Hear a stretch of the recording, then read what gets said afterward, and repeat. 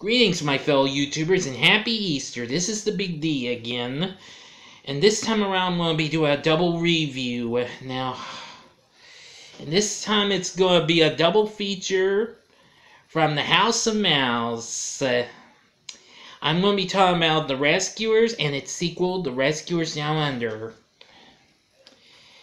Anyway, The Rescuers had been in production at the House of Mouse studios since 1962, but unfortunately, due to the chairman, who I'm sure you know who that is, due to his dislike of political issues or something, the film just got shelved. Don Bluth, who later would work on films such as The Secret of NIMH and as well as An American Tail and All Dogs Go to Heaven, was to do it, and have jazz singer Louis Prima voice this bear, but unfortunately, due to Prima having a headache issue, it got scrapped. But soon, the House of Mouse got back onto it with the help of young animators and what have you, after the success of Robin Hood from 1973. The Rescuers finally got released in 1977. It's based on the book The Rescuers, as well as Miss Bianca, which that happens to be one of the characters. Miss Bianca is one of the main worldly mice who is a part of a group called the Rescue Aid Society. So apparently when they find a bottle that got washed up on the shore that was sent from an orphan girl named Penny, who has been taken to Devil's Bayou by the cruel and greedy Madame Medusa and her accomplice of a goofball, Mr. Snoops, Miss Bianca really wants to take the job, but she really needed a co-agent, the chairman insisted. But apparently her choice was the timid janitor Bernard. And soon the fun begins as they go off on an adventure.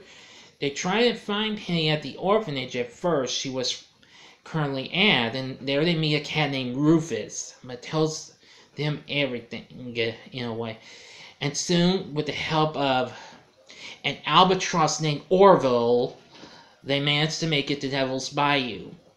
There they meet with Ellie Mae and Luke, a couple of swamp critters, and soon they call on their dragonfly friend Evinrude to escort them to this old wrecked showboat, which was Medusa's base. And soon they really are in for an adventure, especially when they get confronted by Medusa's pet crocodiles, Nero and Brutus. But soon later on, when they find out what Medusa's wanting Penny to do, and that's to go into this deep, dark, underground cave to help find this big diamond that Medusa's been wanting for so long, the Devil's Eye. So apparently, with Bianca and Bernard's help, since it seems Penny could actually talk to animals, since she could talk to Rufus, they managed to help out, but Medusa's got other plans once she has it. The diamond all to herself. But in the end, the rescuers saved the day and what have you. I won't give too much of how they do it because that would still be a little bit of spoilers. So this just has a little bit of spoilers, but not much. I'd highly recommend you watch The Rescuers. Check it out, you won't be disappointed. I think it's one of the greatest animated features from the House of Mouse to come out. I did love it. I actually have that on DVD along with its sequel, The Rescuers Down Under from 1990. While it unfortunately wasn't quite as successful as its predecessor, it was still fun. Bianca and Bernard head down to Australia where they team up with a jumping mouse named Jake and helps them save a young boy named Cody who is trying to help free this, rare gold eagle from being taken by a sinister poacher named McLeach. But apparently, I'm gonna say it's still fun though. I mean, but I gotta give credit to the flight scenes we see, especially courtesy of Orville's brother, Wilbur. I still think this movie's kind of a bit underrated though, but I still think it was good though, nonetheless. So anyway, I think you'll really enjoy both movies. The Rescuers, I think you'll enjoy more. But anyway, both movies have a great voice cast. The original cast would include, well, I'll give you the ones that appear in the first movie and the second movie because they do both. First would be Ava Gabor, who was best known for playing Lisa Douglas on the rural sitcom Green Acres as Miss Bianca. And then there's Bob Newhart, who recently had success with his show, The Bob Newhart Show. He's Bernard. And we also have Bernard Fox, who I knew as the zany witch doctor, Dr. Bombay from TV's Bewitched. And there was Geraldine Page as Madame Medusa.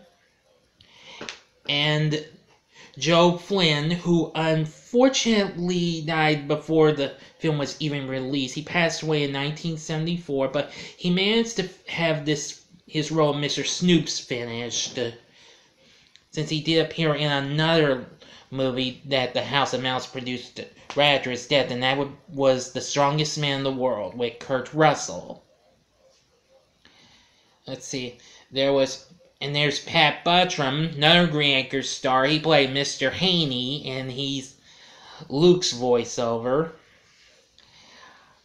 But anyway, I do love that one. Now Gabor, Newhart, and Fox actually returned for the sequel. Now, Rescuers Down Under was Eva Gabor's last performance. She passed away 5 years later after the movie was done. She had already completed the post-TV movie Return to Green Acres, which I'm sure it came out the same year that did. Also joining in was John Candy, who we knew him from several movies, most notably from another movie that actually got released the same year, and that was the original Home Alone. He also was currently on the animated series of his own, Camp Candy, which that was on the Peacock network at the time as well. And oh yes, and the Poacher McLeach, voiced by George C. Scott, who was a big famous actor for many years. He, of course, was best known for the Academy Award-winning World War II movie Patton. And I also learned, I didn't know this, he was also the mysterious character Smoke from the underrated animated special cartoon All-Stars to the Rescue, which was also released that same year in 1990. So anyway, I think you'll really love both Rescuers movies. You won't be disappointed. Like I said, The Rescuers is much more fun, but Rescuers Down Under is good too. But you don't have to take my word for it. But I think you'll love them. I think your kids will too. Well, that'll do it for this review. Next time, I'm going to do another underrated animated feature. So until then, this is the Big D signing off. See ya!